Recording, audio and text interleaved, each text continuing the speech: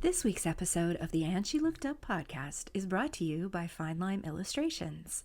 If you love quirky, colorful art transformed into fun, handmade stationery items, pretty much guaranteed to brighten somebody's day, that's just what you'll find in my new online shop at finelimeillustrations.com. That's fine as in I'm fine, lime as in the fruit, illustrations.com. Browse the entire collection or sign up for my email list to see some behind-the-scenes peeks into my studio. You'll also get first notice of new product launches and subscriber-only sales. And as an added little bonus, you'll also receive a free coloring sheet to help you relax and de-stress from your day. And now, on with the show.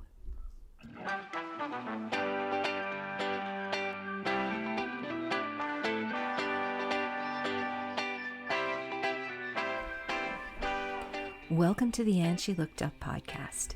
Each week, we sit down with inspiring Canadian women who create for a living. We talk about their creative journeys and their best business tips, as well as the creative and business mindset issues all creative entrepreneurs struggle with. I'm your host, Melissa Hartfield, and after leaving a 20-year career in corporate retail, I've been happily self-employed for 12 years. I'm a graphic designer, an illustrator, and a multi-six-figure-a-year entrepreneur in the digital content space. This podcast is for the artists, the makers, and the creatives who want to find a way to make a living doing what they love.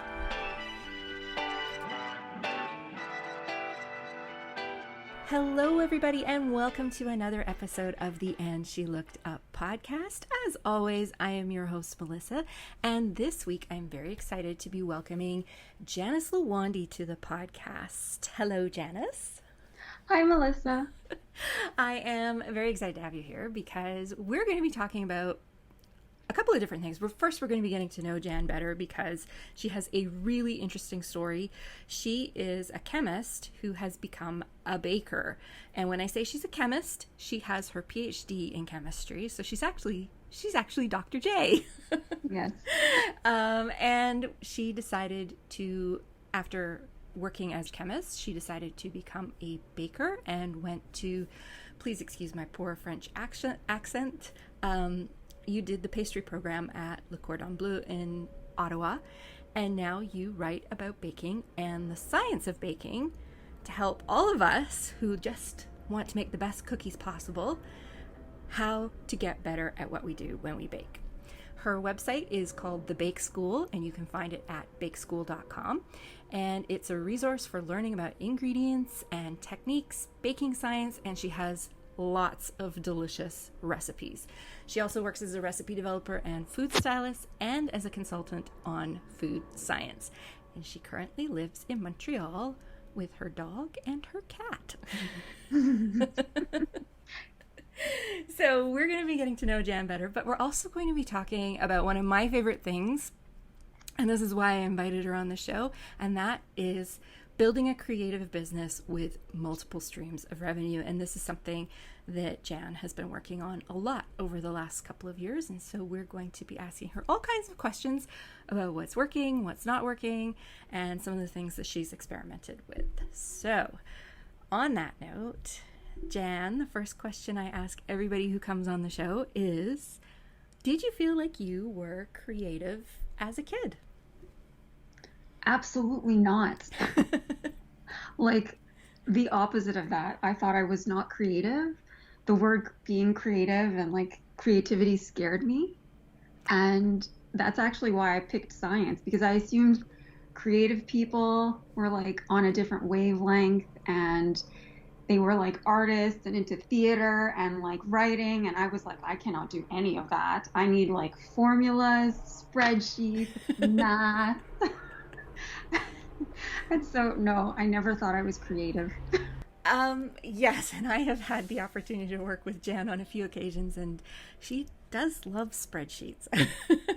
I do. It's like a running joke when I work with people. They say, you're going to put this in a spreadsheet now, aren't you? And I answer, yes, I am. But you know what? It works for you. So that's all that matters, right? Yes, it does work for me. And as a mature adult, I have come to accept that this is a strength of mine, not a weakness. Absolutely. So tell us a little bit about, because you have a pretty varied background here. So you live in Montreal, and as far as I know, you were born and raised there. Are you like a Montrealer from day one, or? Yes, from day one, I was born here. And I left one summer in university. I worked in Germany. But other than that, I've always lived here. I didn't know you worked in Germany. Huh. Yes, I worked in a lab in the Black Forest region. Oh, wow. Huh. Yeah. I didn't And know I that. spoke no German. And because it was a small town, a lot of the times in like the stores and that, they did not speak any English. So it made for very interesting interactions where they would offer me a bag and I didn't understand what they meant.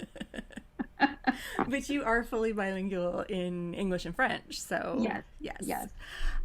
So what made you decide? We know you love spreadsheets, and you decided to go into science. But what was it about chemistry? Like, where did that come from? Well, actually, when I was picking my first university program, I actually picked biochemistry. Hmm. And so my undergraduate degree is in biochem, not chem. Oh, okay. But the two overlap a lot. So I Yeah. did a lot of chemistry in studying biochemistry. And I picked that program because it was kind of a good mixture of biology and chemistry. I liked enzymes but I also liked the math. So like learning about enzyme activity and all the physical chemistry involved. And yeah, and like cells and the anatomy of that and the biophysical aspects of how they work. But when I was in biochemistry, my favorite classes were organic chemistry. So when I went on to do my PhD at McGill, I chose to specialize in organic chemistry, but specifically synthesis, drug design, and development. So kind of like understanding how to model an enzyme, the active site, how to target it, how to develop drugs, how to make those drugs, how to test the drugs. It was mostly my love of science that brought me there, but like, yeah, science, biology, chemistry, math, all together. And after you finished your PhD, you did actually go to work as a research chemist. Was it for a drug company, or? I didn't Oh, actually. I thought you did. Okay. No. So when I was done my PhD, after I defended my thesis, I was very burnt out and I was applying for postdocs because I thought I wanted to be a science writer and I thought a postdoc would be helpful. So I started applying for those, but I was tired and I was tired of being a student Yeah. because I had been a student for almost 11 years. And I just felt like I couldn't do it anymore. And I was applying for postdocs, but I wasn't motivated. And so I decided while I was doing my PhD, I took a few science writing classes Mm-hmm. and I thought I would try to specialize in that more. So I became a medical writer actually. Oh, okay.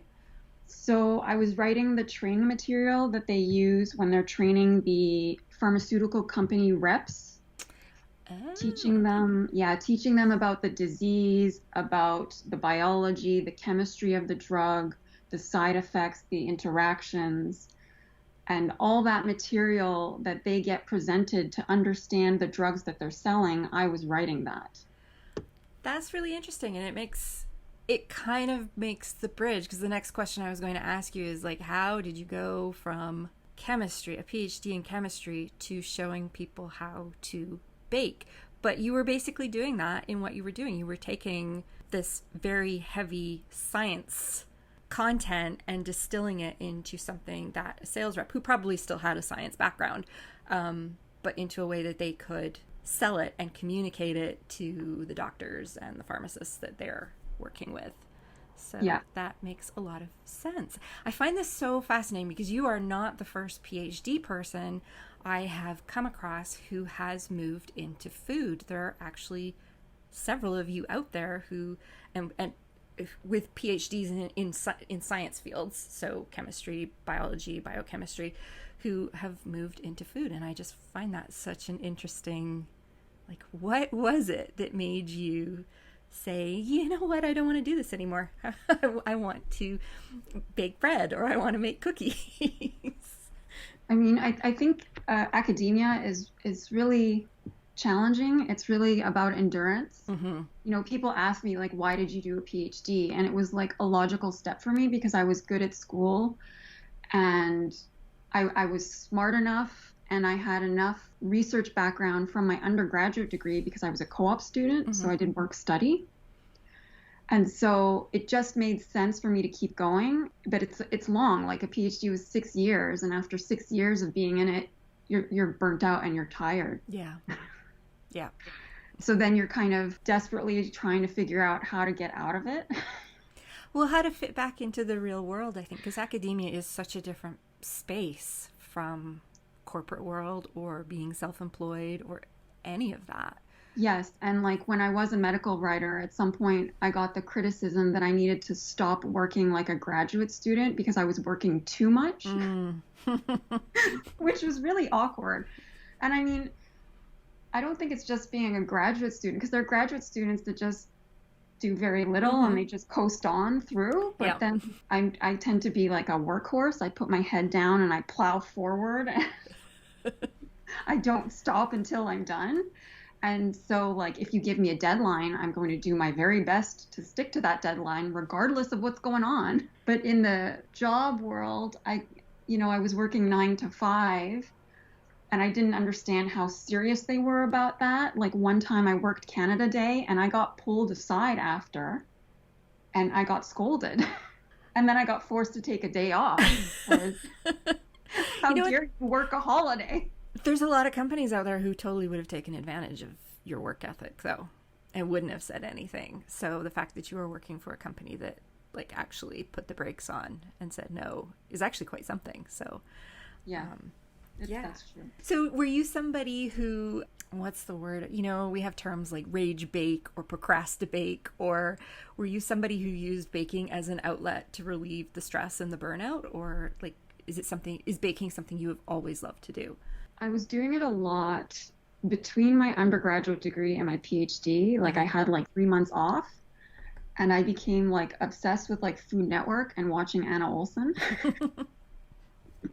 I like And Anna then I Olsen. was like, this is something I could do. And I was very much unskilled at it. And that frustrated me when things didn't work out. I was like, why? And it would make me angry. And then I would start reading more. And then over the course of my PhD, I had less time. So I'd bake a little bit on the weekends. Mm-hmm. And it still was not great. But graduate students are underpaid and starving.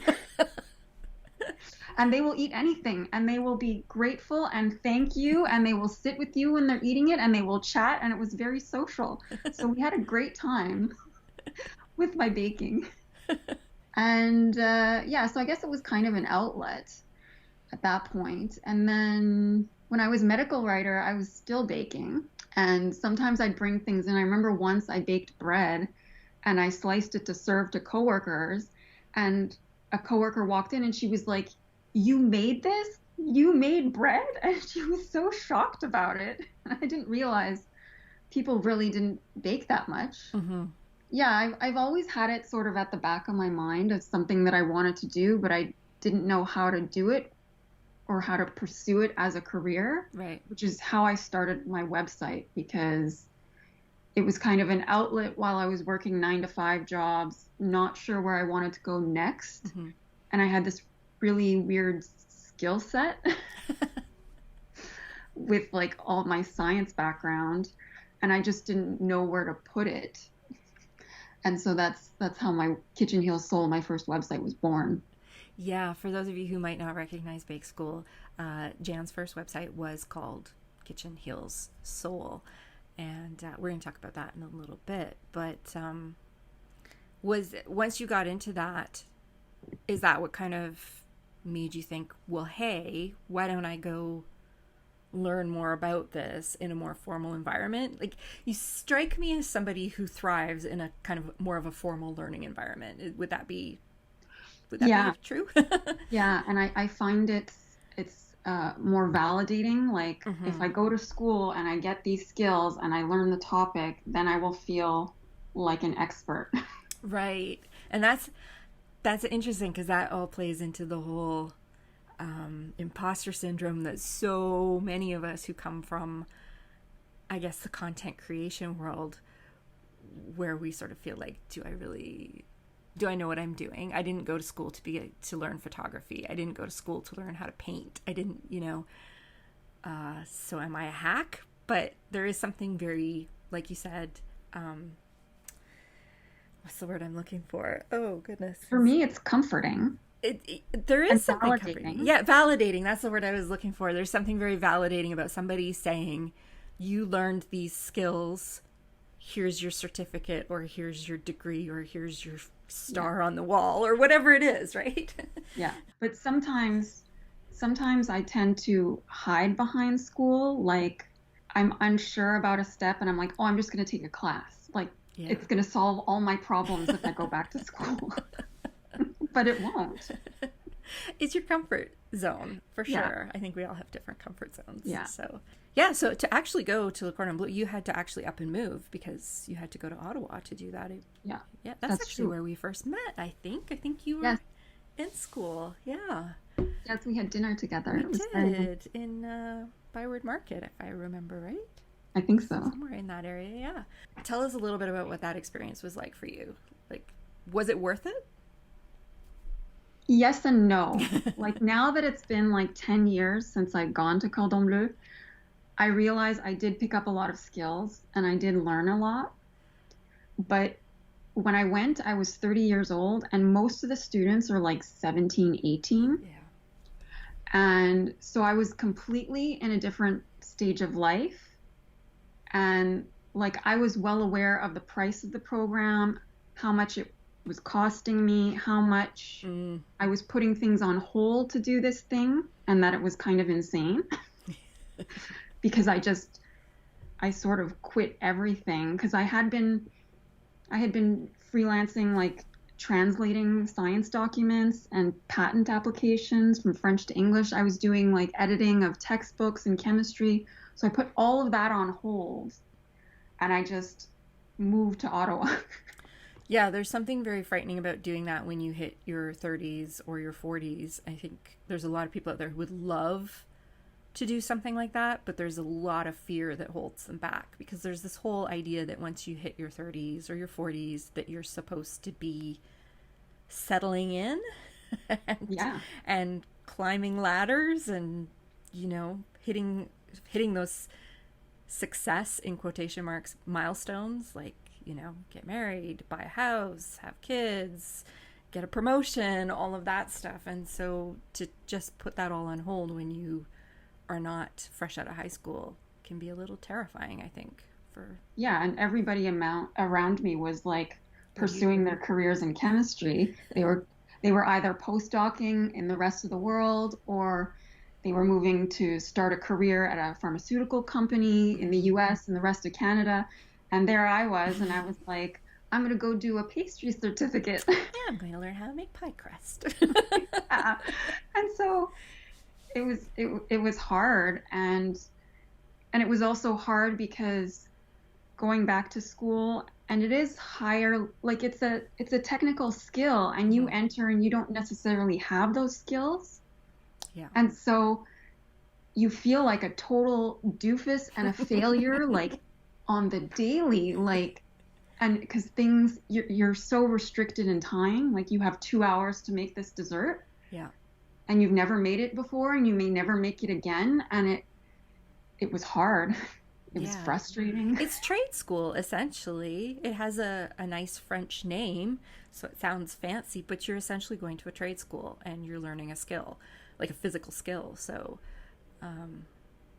but it really was a great, taking what you learned there and taking what you had already learned, like, did it dawn on you that, wow, these two are really married and go together and maybe I can do something with that? I still don't think I realized it. Like, I don't know. I thought I was going to open a bakery. Mm-hmm. But I get, me, I get so stuck in the weeds on things.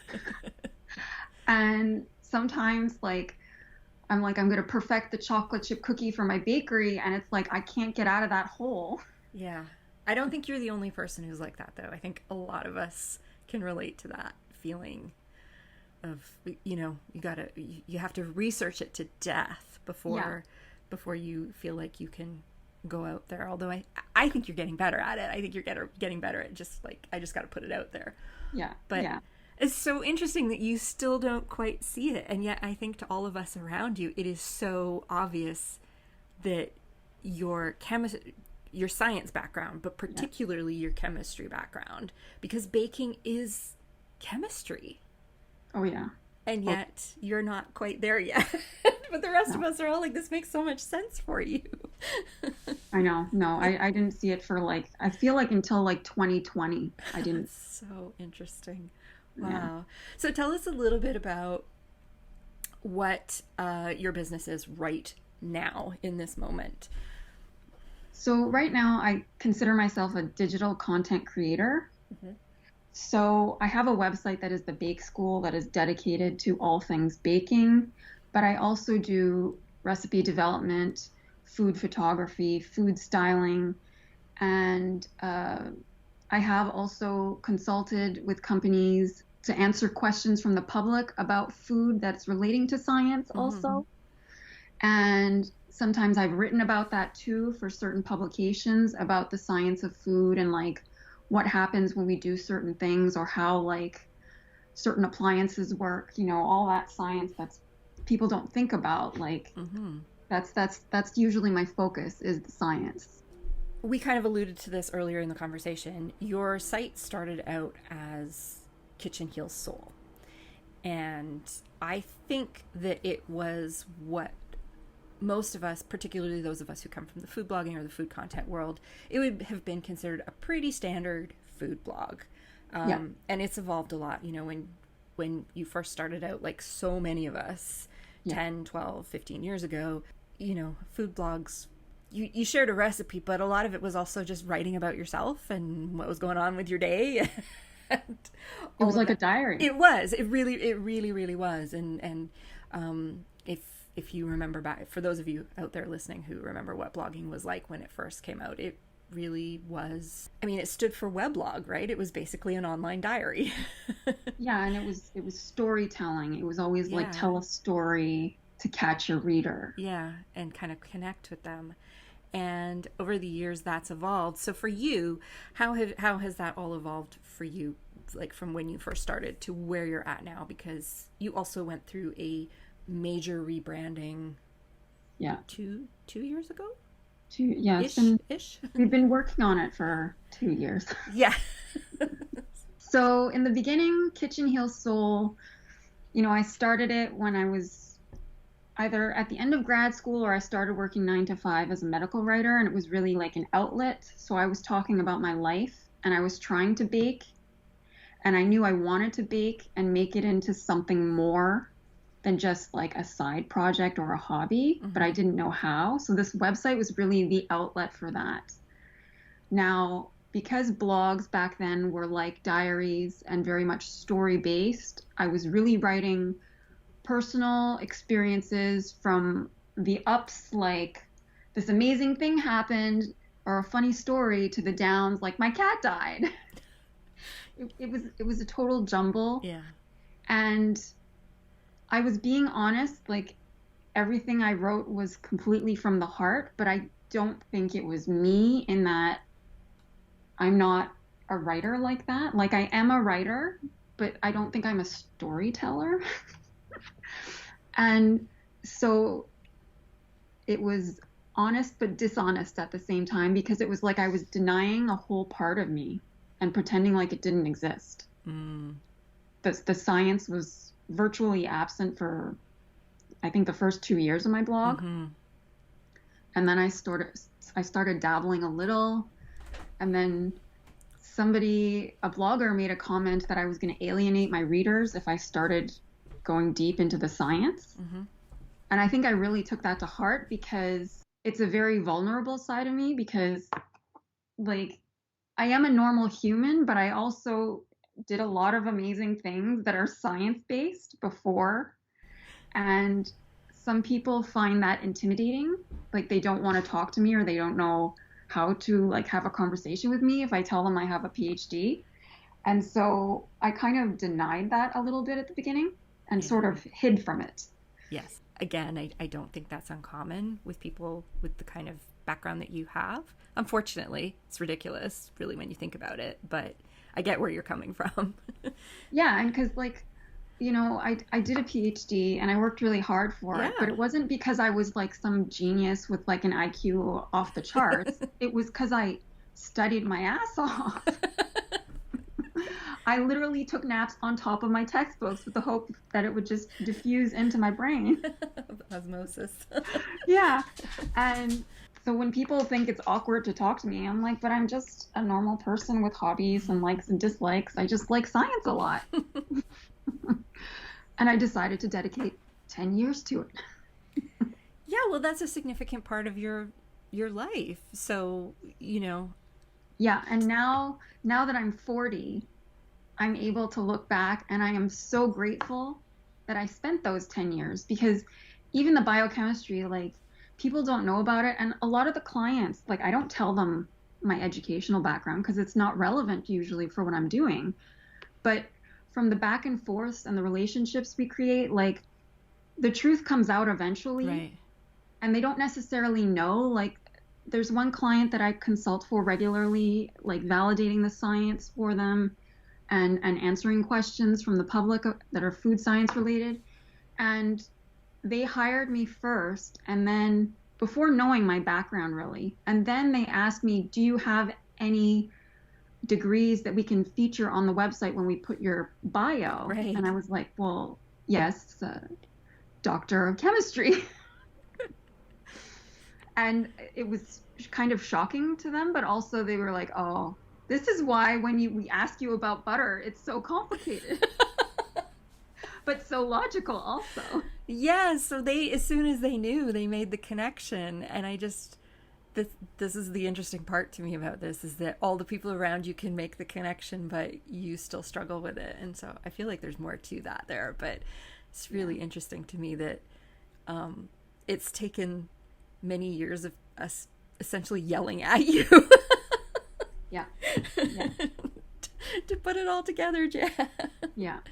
So what was the impetus for rebranding to the bake school? So in the last 10, 12 years since I left the corporate world, let's say, so I started my website and I wanted to pursue it more full time, but I kept taking on other projects that sort of distracted me from what I really wanted to do. And maybe I was also afraid and in denial. Possibly. And so I did a lot of freelance work. And then I got to this point in 2020 where I felt like there was going to be a break in the contracts that were coming in. And I felt like it was now or never that I let my inner nerd shine. And because through the freelance work I had done as a recipe developer and consulting, I accumulated a lot of knowledge. I didn't go into it with all that knowledge, but I had to read so much about baking science, food science, recipe development. And so from all those hours of work for other people, I developed my own expertise. And then I realized that I was sitting on this bank of knowledge and that I couldn't share it with anybody because my website was story-based, which didn't even feel true to me. And I had gotten to this point where I wasn't posting anymore on my website because I knew there was no point to the way it was. It just didn't feel right. It didn't feel good. And I finally wanted to express my inner scientist who's obsessed with baking. And so, yeah, so I kind of sat down with what I knew and I thought about how people landed on my website based on the topics I had written on before. And with that in mind, I knew that people came to me because I had written about baking soda once in 2012. and that post did really well. I knew they were coming to me because I had done an experiment with marmalade and the temperatures and how long you boil it for. And so I kind of made a list of what was working. And from there, I completely rethought how I was going to organize my website because I wanted to make it more useful. I felt like it wasn't useful the way it was presented and the way the information was laid out. And the information, a lot of it was missing. Like there were key pieces to the science that weren't there, and it just felt incomplete. Mm-hmm. And so that's why I wanted to rebrand it and reorganize and like start fresh. Like I made like flow charts and like bubble graphs, like the idea bubbles with like a central topic and things flying out of it. And I created like this network of like everything. When you want to bake, what are all the questions that you might have? What are all the things you need to know? And I tried to put all of that into the website. When you were making this decision, beyond looking at just the posts that were performing well for you and getting a hint from that people did actually enjoy your experiments and, you know, the nitty gritty behind it, were you getting feedback from readers or anything? Or like, were they asking you questions? Was it starting to dawn on you that they were interested in more than just your personal stories and the recipes? Yeah, like when I wrote about the marmalade, David Leibovitz shared the post on his Facebook page. Oh, wow.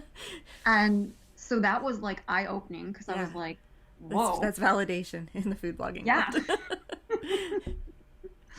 And I could see, based on the Google Analytics, I could see the questions that people were asking Google to get to me. Right. So it sort of reinforced the fact that people had these questions that were going largely unanswered. And I felt like it was my duty, can I say it?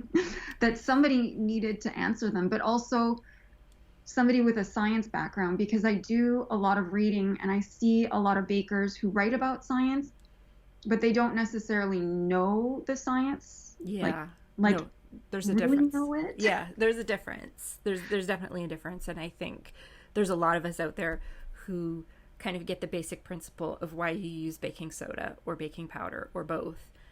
But having to explain that to somebody is completely different. It's a completely different, especially if you don't have the science background. So I think that's interesting. So let's talk about the business side of this now, because, and we're not going to get into like specific numbers of how much money you make and all of that kind of thing. But when you, with Kitchen Heals Soul, I know you were earning some revenue, and I know you were doing other things related, food science related, and styling and photography in the background. But essentially, what was your plan? Like, you were earning ad revenue when you rebranded, I believe. Is that right? Yes. And so for those of you out there listening who might not be too familiar with how blogging works, the vast majority of bloggers earn the vast majority of their revenue through what's known as ad network revenue. So they can join an ad network. You know, when you go on a blog and you scroll through and you see all these ads for such and such, that is being generated by an ad revenue, and the bloggers earn a percentage of that revenue, and that's how they make a living. And it can be extremely lucrative for high performing websites and blogs. So the most easy way to make it understandable is if you think about a newspaper or a magazine, they sell ad space. That's how they earn their revenue, through ad space and subscriptions. And so this is basically the same type of thing, but in a digital world. The problem with that is, and you and I have had so many conversations about this, which is why I thought this would be such a great episode to do, is that it's very much a one egg, one basket kind of revenue model. And there have been many times over the last 15 years that I've been involved in blogging where ad revenue has dropped dramatically. And we've talked about this with other people who've been on the show. especially during COVID, like a lot of travel bloggers completely lost all their ad revenue, and all of a sudden they're not making any money, which is very frightening. And so I think there's been this push in the last 24 months or so where people are starting to realize that while it can be very lucrative, it's also very risky. Yeah. And so when you decided to make this switch, I know for a lot of bloggers and digital content creators, rebranding is very terrifying. Just from a revenue perspective, there's always that fear that you're going to lose people, and when that happens, you lose some of your revenue. So what was kind of your business model prior to rebranding to the Bake School? My business model was not based on my website, I would say. I was taking up a lot of contract work on the side, and then my website was like I would dedicate, let's say, 3 days a week for clients, and then I'd have like 2 days a week for my website, because my website was not generating nearly enough. And over the last, I would say from like 2015 to 2020, I watched my traffic just drop consistently and never go back up, even though I posted consistently. So I was in this situation where I kept taking more and more contracts and giving more and more time to the clients because the site just wasn't bringing in enough the way I had it laid out. Mm-hmm. And so when I rebranded, I took that time because I saw that there was a pause coming in the work. I felt like I wanted to give the site a chance. And so flipped that where it was like 80% client, 20% my stuff. Mm-hmm. I kind of flipped it so that it was 80% my stuff and 20% them, which meant that I did take a hit in my income. Mm-hmm. There was not enough coming in 2020. Well, I mean, there was not enough coming in for a lot of us for different reasons. Right. A lot of us were lucky that there were government programs in place that could like supplement a little bit. So I kind of took advantage of that time and that where we had to pause a lot of things. And I flipped it, and I was like working 100% of my time, even at some point in 2020, just on my website and reorganizing it and rewriting. And my model at that point was still ad revenue based because I felt like I hadn't expressed myself enough at that point for people to be loyal and to want to support me. I felt like I needed to prove myself. I needed to build the website that would teach people how to bake. And then I felt like once it was built, then I would feel comfortable asking for more from the people that were signing on. Yeah.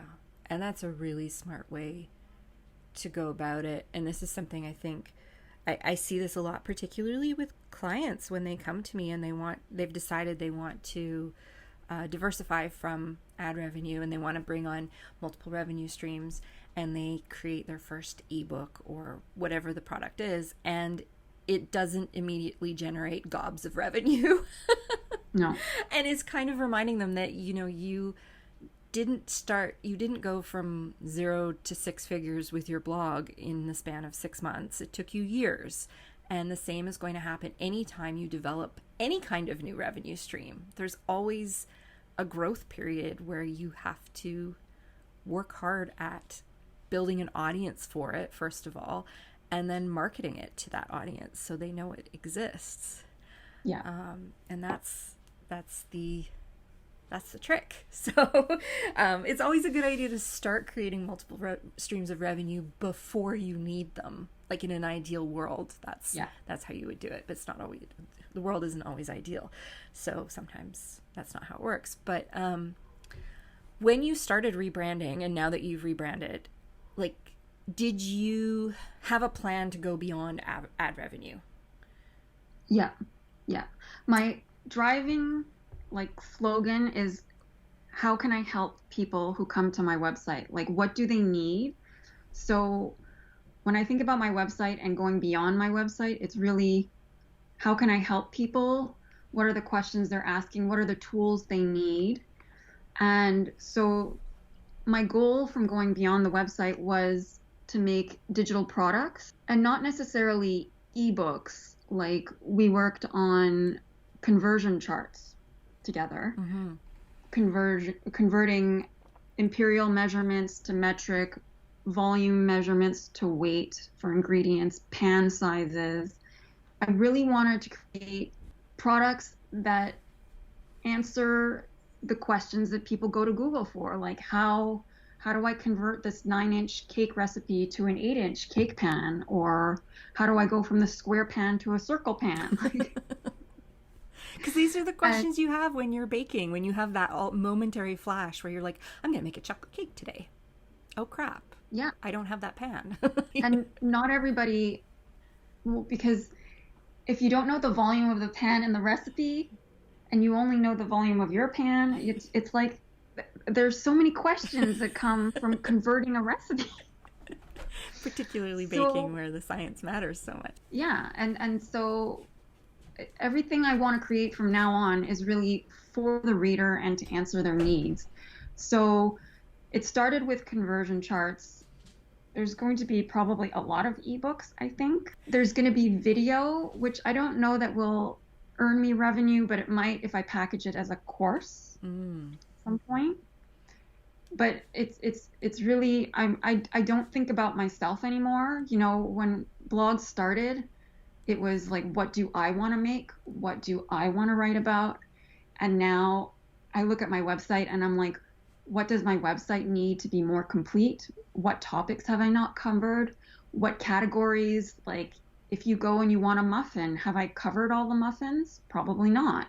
So I have a zillion spreadsheets Of of places muffins. where I want to go. Along the way, I also did survey my readers, Mm-hmm. and I sent Oh, out a survey. I think it was in the middle of the rebrand. I think I had started rewriting everything, so I felt like I had been nurturing and like growing an audience that understood what I was about at that mm-hmm. point. And so I asked those that were subscribed to my newsletter to fill out a survey, and I think I actually got like 80 answers. Oh, wow. I know, it was like not five, and it was not Yeah. just my mother. And so I compiled all of their answers into a spreadsheet. And I realized, first of all, that what I was writing about was exactly what they needed. Mm-hmm. That's good. Yeah. And they also gave me clues as to what they wanted me to cover next. That's good too. So, you know, like, how do I make pie crust? Why are my cakes baking so domed on the top? My cookies are always spreading into each other. I don't understand why. Right. They were telling me all these questions that they have and these problems, and they didn't know where to turn. And were you starting to see that chemistry plays a big role in all of those questions? Yeah. Good. Yeah. Yeah, like when I was closing my tabs before our call and I realized I had like a page open about metals conducting and which one's a better conductor. It's just so nerdy, the things I closed. So, it's so funny because one of many years ago, Jan wrote a column for the website that I ran on the science of baking. And one of the articles you wrote, I don't know if you remember this, but was about the color of your pans when you're Yeah. baking. Like, you can have like the silver cookie sheets, or you can have like those black Baker's Secret Mhm. cookie sheets, and how they make a difference. And I remember that and having like this aha moment. And when I make homemade French fries now, I always cook them on my darker Baker's Secret pan because they get way crispier with that one than with Yeah. just a regular silver cookie sheet. Yes, I know. I know. These little things really make a difference to people. But I think you hit on two really, really important points there. And first of all, was when you said that you were starting to ask yourself, like, is this helpful? How am I helping people? You were coming at it instead of a place of just satisfying your creative need, and instead flipping it to a place of service. And I think this is so important when we run a creative business. Most of us start our businesses because we love to paint, or we love to work with fabric, or we love to bake things, or whatever the case may be. And it's very much about satisfying our creative need. But I think when you want to create for a living, it's so important to recognize that there has to be something that you do that resonates with people in order for them to support you. Otherwise, you just have a really expensive hobby. And I think this is something that a lot of us tend to miss when we first start out. And it becomes almost like this, there's a compromise that's involved, I would say, right? Like you want to do what you love, but at the same time, in order to make it marketable, somebody up there has to like what you're doing enough to give you money for it. So I think that's really important to mention. And the other thing you did, and this is something we don't talk about this enough on the podcast, but it's so important, and that is asking your people what they want. We all tend to shy away from that, and I don't know why. Maybe it's scary. I don't know. But it shouldn't be, because I sent out I think it was a Google survey or something like that, or Google questionnaire. Mm-hmm. So, I mean, like some marketing people on podcasts, they're like, oh, call your reader on the phone. No, don't do that. I'm not good on the phone. I don't think they want to talk to me on the phone. It makes it sound like a cold sales pitch, I think. I don't like it. I don't like it when people ask me for that, unless it's somebody I know really well. Yeah, and because my website is so old, there are people who have been with me since the beginning. Mm-hmm. And I really appreciate them, because they've been through all the iterations. And they're still there. So yes, and they still support me. And it was so validating too, because like somebody made a comment, because I'd written about baking vocabulary and French baking terms, and they mentioned like that I had taught them this word. And that's so special. It's very satisfying, isn't it? Yeah. And it took all the guesswork out of what I was doing. It showed me that the path I had chosen was the right one, that people appreciated that I was different. Yeah. And they appreciated that I was sharing everything I knew with them, and they wanted more. Yeah. And when people start doing that, and I have told Jan this many times, and I know other people have told Jan this as well, but I think it's really important to just remind the audience, when people start telling you how much they appreciate your work, that's when you know that you have something that people are willing to support with their dollars. Like, those are the first hints that there's more to what you're doing than just a hobby or just something that you love. Yeah, and it is hard at the beginning, because like when I was rebranding, I was rewriting everything, and nobody was talking to me. I couldn't hear what my readers were saying. Like, I could see that they were opening the newsletter and they were clicking, okay, but like it was pretty quiet, and it was pretty lonely, because I didn't know. And then I'd say in the last year, and especially the last 6 months, people are emailing me. They're telling me when there's typos, but they're not being rude about it. They're like, I think this might bother you, so I'm telling you that the sentence makes no sense. And I'm like, thank you. That is helpful. I appreciate you. They're telling me when a button doesn't work in my newsletter, but they're also coming to me with questions from all around the world. They're sending me their photos of something that's happening in their kitchen, and they're like, why is it doing this? It's like people who are baking for schools, and they're using a nut butter, and everything turned green, and they're like, what the hell happened? And I have the answer, so I can help them. And so, again, it's validating, and I feel appreciated. Like, I actually have something to give that is of value to people. What do you think changed there, that all of a sudden they felt comfortable emailing you? Because it sounds like it's a pretty recent change where they're now engaging. Did you start asking them to respond, or was it because you sent that survey out and now all of a sudden they're like, oh, she wants to hear from us? Like, I've been more careful in newsletters and that to say, ask me a question, respond to this email if you want to ask me something. Mm-hmm. But I think the rebrand itself, I feel like everything changed when we changed the name, we changed the logo, and I changed the domain. Interesting. and I broke all the rules of blogging. If you ask any search engine optimization expert, can I change my URL? Can I change my domain name? They are going to put their foot down and they're going to tell you, no, don't do it. Never do that. And especially because I had, at that point when I changed the URL, it was 11 years. You had a lot of domain authority at that point, yeah. Yeah. Yeah. And a lot of the places I had written for, like about food science, were linking to Kitchen Heal Soul. And I made the decision to scrap all that. I mean, it's redirecting. Right.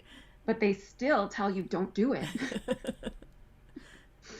And I feel like I made a bold move, but I felt like if I want people to take me seriously, that I'm not just like, and I don't think I'm a blog anymore. I think I'm a resource. You are, yeah. I think probably putting school in the name is what really told people, like, oh, she's here to help us. She's here to teach us. Yeah. And I think that was probably the switch that flicked for a lot of people, combining that with literally going out and asking them for feedback. Like, please tell me what you think. I think that's so important. A lot of people, I think we're always a little afraid of what people are going to say if we ask them for feedback or to give us their opinion. But in your case, I think it's been really, really helpful. Yeah, and because of the word school, now people they're emailing me about, where can I take your course? We were just talking about this a week or two ago about, maybe it's time for you to consider doing some kind of classes or courses or in-person workshops or something along those lines, because it sounds like there's people looking for it. So what was your first attempt at creating another stream of revenue? Was that actually the printables? Because I know you also started experimenting with merch in the form of like t-shirts and tote bags. They were kind of around the same time. Yeah, they were. Yeah. I kind of was doing too many things at the same time because the merch really, I mean, it's there, but nobody's buying it. Okay. So, and the merch came from the logo, because I thought the logo was really cute. And I was like, this would make a great t-shirt. So thank you, Melissa, for the logo. Well, you have we'll put links to Jan's website and her shop and everything in the show notes. But you do have if you're just somebody who loves to bake, you have some pretty cute baking t-shirts as well. You were wearing one the other day in your Instagram. Was it the Bake Eat Repeat? And it's so funny because when I wear them, like walking the dog in the neighborhood, the fellow bakers in the neighborhood, they spot me and they're like, "Oh, I totally agree with your t-shirt." You need to hand them a card. Here's where you can get it. I know. I have a QR code on the shirt where they can scan it. Here, you can buy one. So that's interesting. You started with merch and you started with printables around the same time, and you just said that nobody's buying the merch. Is that 100% true, or is it just they're not buying it in the quantities you hoped they would buy it? I'm not making any attempt to talk about it, really, the merch. So it's partly my own fault.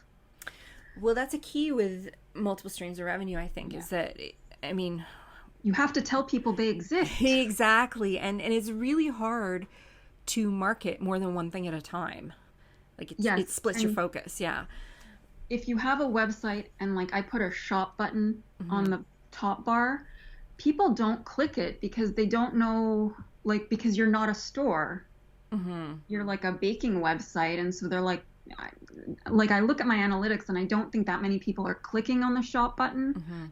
So, and I didn't push the merch that much because it was sort of like, I think it's going to be like a passive revenue thing as opposed to making printable charts that are useful. Like, I think the merch will be another way for people to support me, but I don't think it's the reason they're going to come to me. But when I make a pan conversion chart, they're going to want to buy that because they need it. Yeah. Like the merch is just a little extra. Merch is also a little different because you are, if I'm, correct me if I'm wrong, but I think you're doing like print on demand merch, Yes. right? So, Yes. so that's relatively low risk Yeah. in that you just create the designs. They're out there. You're not carrying, you don't have a storeroom in your apartment full of t-shirts, right? That would be impossible. Exactly. So that's one of the beautiful things about print on demand is that somebody else actually makes the t-shirts, prints the t-shirts, and stores the t-shirts for you. Well, in fact, they don't even store them; they just print them when somebody orders them. So And it's it costs me nothing to do it. yeah. So it's a nice thing to have on your website, and you market it. You kind of do subtle marketing with it. You wear the t-shirts in your Yeah. Instagram videos, and I know you've talked about doing YouTube, and I actually think your merch will do really well if you once you are more active on YouTube, because I Yeah. think you could wear that in every video and people would be like, that shirt is so cute, where can I get one? Yeah. Yeah, so there's that. But then you did the printables, and so we did I full disclosure here, if you haven't figured it out, Jan is a client of mine as well as a friend.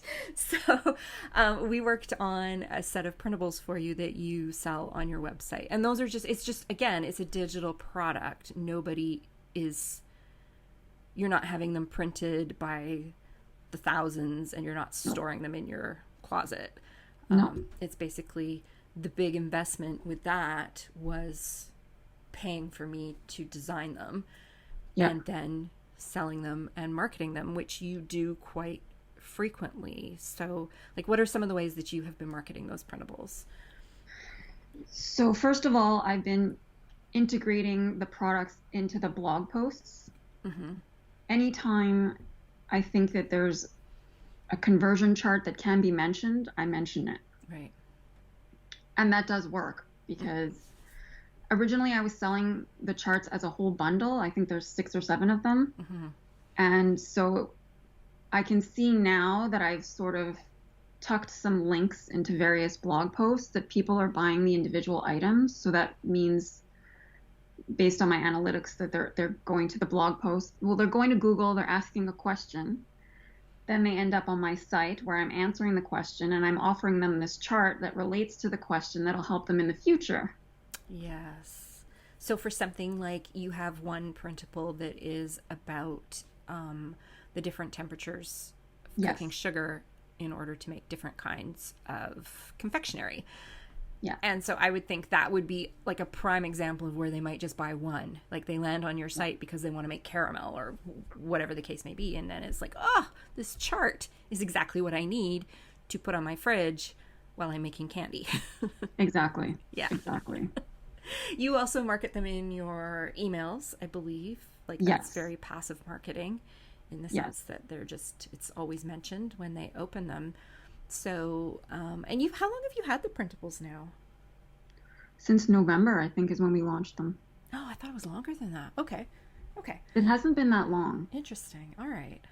My brain is And at this point, I've definitely broken even in that I paid my designer off comfortably and there was left over, but I'm also paying monthly fees to sell the product. Yes, that's important to remember, everybody. And I've sold enough this year that I've paid off the monthly fees for the year. So whatever I make at this point is profit. Okay. And that's really important to remember. If you're thinking about doing, whether it's printables, ebooks, any of that stuff, you have to have a mechanism for selling those items. And most of the platforms where you can sell will charge you some kind of fee. Yeah. And fees have different names. It could be a listing fee. It could be a commission. It could be lots of different things. And then there's also payment processing fees. So anytime somebody pays with PayPal or a credit card, there's a fee that you have to pay for that. So it would be great to think that you just put something up for $10 and every time somebody buys one, you get $10, but it doesn't quite work that way. So now you are working on a few other things in the background. I don't know if are you comfortable talking about them or are they? Oh, yeah. Okay. So, one of the ones that we're working on together is your first ebook, which will be out this fall. Yeah. It might even be out by the time we air this interview. I don't know. But it's not there yet. No, that's okay. I'm not worried. And you mentioned that that might be the first of many. And so this is going to be a new, interesting revenue stream for you that I think has a lot of potential. And but what else are you thinking about doing? I do have affiliate marketing also. Oh, that's right. As an ad revenue, Yeah. or as a revenue source. And again, it's because over the years I've discovered that not every baking tool that's made is equal to the next. Some are better than others. You know, sometimes, and I love the dollar store, but sometimes like I bought a dollar store whisk and then I made a lemon curd and then my lemon curd tasted like metal. Ooh. Really? Yuck. Even though it said stainless steel. That's kind of gross. And so now I've made a point of promoting the products that I use in my kitchen because I think that they're part of the success of the baking project is the tools you use.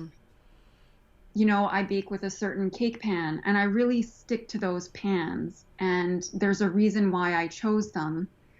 And I think my readers are interested in that. They want to know what I'm using. They don't want to know what the random guy across the street is using. They want to know what Janice Lawandi at the bake school is using. Yeah, because they've already built that trust up with you. Like you have, Yeah. And I think that's really important too when you're creating multiple streams of revenue, is the trust factor with your audience is so crucial to your success. Yeah. And because I also write about very like specific baking science topics, there's a lot of books that I read and I recommend those to my readers. And because they're asking Google certain questions that drive them to my website, they are also interested in those books and they buy them. So I link out to those books because I want them to learn more. The goal is to have us all learning. It's just what drives me. Like I just want everybody to learn more, and I don't think I'm the best baker, but I think that my knowledge helps me make informed decisions when I'm baking, when I have to adapt, when I have to adjust. And I think a lot of people want to do that when they're baking. And so I want to give them the tools so that they can succeed. Yes, and I think that's so key. I love to bake, and I think that's so key. There's so many times where you start a project and you get halfway through and you don't have something, or something's not quite right, and you don't know how to get to the next step. So you either abandon it or you make something that's really subpar that you don't enjoy. Yeah. And that's with the charts too. It was all like helping people, and it makes them more creative because it's giving you a chart that will help you to adapt to your situation or to change your recipe and do something different. And I want to give you the tools so that you can do that. Yes, this is so critical. Like, you know, they say you need to know the rules before you can break the rules. And it's so important. Like, the more confident you are in your foundational skills, the more freedom you have to go and experiment. And that's not just baking. That is any kind of creative field, right? So, absolutely. Absolutely. So are there any income streams out there that you have just said, nope, not working, we're done? Like, are you feeling a little more comfortable these days, like just trying something without researching it to death, I guess, for lack of a better term? I think right now I'm done with client work, which it's not directly related to my website because I was developing things for other clients, but I realized that the more I work for clients, the less I can do for myself. And that in the short term, working for a client solves a lot of problems. Like it pays my bills. It pays the bills. Yeah, absolutely. But then if you have a really good client, it becomes so difficult because you want to do more for them. And then your business may suffer because I sort of had parallel worlds going, like the client work and my website, and I could not do both in the end. Yeah, it makes it really easy to put your own stuff on hold. Yeah. Yeah. And at this point, I want to develop more that's related to my community. Like I was thinking about creating a membership opportunity Mm-hmm. because as much as I like to answer the questions, Yeah. there's starting to be a lot of questions. And sometimes there's a back and forth that happens. And I love the questions because they inspire me, but it's like how much They're time? time consuming. Yeah. Yeah. I think a lot of people who do what you do in terms of not necessarily baking, but just in terms of helping people or teaching people run into that situation, it just becomes a lot of Yeah. And questions. because a lot of times when somebody asks me a question, I read things, I do research, I Mm-hmm. open textbooks, and I go real deep. Yeah, you're not the type of person who wants to just, you want people to succeed. You've already said that. So Yes. you want to give them the best answer you can give them. And Yeah. that takes a lot of work. Yeah. And I feel at this point, based on the relationship I've developed with the people that come to my website, I feel like they might be willing to pay for a membership. I don't Yeah. know. Yeah, and there's lots of different ways you can do that. Like we've discussed between you and me, like doing something like Patreon Yeah. but there's also you could start your own membership website. Like there's a lot of different ways that you could do that. Yeah. So yeah, I think that's definitely Yeah. what has experimenting with all these different revenue streams, because it may not feel like it to you, but watching from the outside, like it does feel like you've gotten much more adventurous in what you're willing to try. You're, what's the word I'm looking for? You're not getting as into the weeds. You still research a lot, but you're a lot more willing to just say, well, hey, I'm Let's just going to try. try it. Yeah. Yeah. So what I do you think think experimenting with all of these has taught you about yourself and your audience? Like, I feel like it's taught me to express myself because the last 3 years have been a total gamble. Like I I decided to let my inner nerd shine. I was like, I'm going to tattoo it to my forehead. And I'm not going to talk about baking soda. I'm going to talk about sodium bicarbonate. And I'm going to talk about pH. And I'm just going to go real deep on like protein networks. But you know what? All the other people out there who have nerd tattooed on their forehead are really excited about that because you're their people. Yeah. And by expressing who I am and experimenting with that, I attracted people who are like me and who appreciate that. Yeah. And I feel like I created a solid enough base now with my ad revenue that I feel comfortable enough that I can try other things. And I know that if it doesn't work, the ad revenue is still there right now. Yeah. And so that helps a lot. Yeah, it's, and I think more bloggers are starting to view it that way.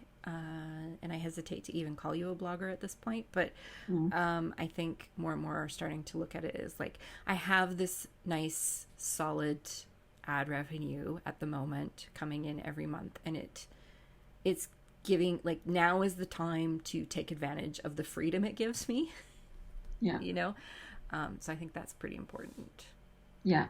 But I understand also that a lot of my revenue comes from ads, and that's a very dangerous place to be. But if I don't experiment, I will be stuck there forever. And when my ads tank, then I'm really screwed. Yeah, and you never know what will trigger that, right? We've been talking a little bit within our digital content circle about a new Google Core update that's coming that has everybody kind of not sure what's going to happen. And that could potentially affect a lot of people's income. So we shall see, right? Yep. Yeah. So what's next for you in terms of where you're going, and like what are you prepping for beyond the ebooks? Like, have you got anything that you're sort of starting to research in the background or that you want to tell us about? I'm going to start exploring video. And so now I'm in that phase of realizing it's going to be very rough. And it's a whole new skill set. And I find it also awkward because with my website, if I make a mistake, I can just edit. Yes. But if I publish something on YouTube, well, I'd have to take down the video. No? Yeah, I think you could probably do an update video or something like that that you could. Yeah, see, I don't have that mentality yet. Like, I don't understand that. Yeah, that one probably takes a little more research. But I think video will be a great one for you because I think people really do respond to you when you show up on video on Instagram. By the way, if you're wondering how to find Janice on Instagram, you are at Bake Something Awesome, which I think is such a great handle. And it makes a great t-shirt. It does. Yeah, so I feel like you will have this crew that really appreciates you on YouTube. I can see like how you will draw a certain kind of audience to you. And I think this is also really important because we talk about this a lot on the podcast about niching yourself down. And you've basically said that by embracing who you actually are and all the nerdiness that entails, you are finding your people. And they're far more enthusiastic than you expected them to be, I guess, would be the way to say it. Yes. Yeah. Yes. Okay, well, thank you. We've kind of gone over our hour, but we were talking about some really interesting stuff there. So thank you so much for being here this week, Jan. It was lovely having you. Thank you. And where can people find you on the internets? So my website is bakeschool.com. Mm-hmm. And on Instagram at bakesomethingawesome. And those are the two main places I would say where I'm the most active. I have a Facebook page, but it's kind of very quiet right now. Okay. You do have a YouTube channel as well, though. Oh, yes. But I need, my new goal, Melissa, is I have to get it up to 100 subscribers so that I can get my vanity URL so that I can then promote the hell out of it. Tell us where they can find you on YouTube and maybe we can help with that. I don't know. How do they find me? My URL is like a series of numbers and letters. I know, but if they were to just search on YouTube. If they search Bake School. Okay. We'll put a link. We will put a link to Jan's YouTube channel I'm not in sure. the show notes. How does YouTube work? Usually you can just search. That's how I didn't realize I wasn't following you, so I subscribed yesterday, I think. Thank you. But I just searched. I searched for Janice Lawandi, and that's how I found you. But we'll put a link to Jan's YouTube or Instagram, and of course the website. If you are somebody who loves to bake, and you have questions about what you bake or how to bake, or you come up against a wall with something, there's a pretty good chance that Janice is going to have. If not the answer, some advice on her website that will help you get past it. Yes. And so head over and check her out at bakeschool.com. And as I said, we will link to all of that in the show notes. Great. Okay, well, Jan, thanks again for being here. And thank you all for listening this week. And I will be back next week with another brand new episode. We'll talk to you all then. Thank you so much for joining us for the And She Looked Up Creative Hour. If you're looking for links or resources mentioned in this episode, you can find detailed show notes on our website at andshelookedup.com. While you're there, be sure to sign up for our newsletter for more business tips, profiles of inspiring Canadian creative women, and so much more. If you enjoyed this episode, please be sure to subscribe to the show via your podcast app of choice so you never miss an episode. We always love to hear from you, so we'd love it if you'd leave us a review through iTunes or Apple Podcasts. Drop us a note via our website at andshelookedup.com or come say hi on Instagram at andshelookedup. Thanks for listening, and we'll see you next week.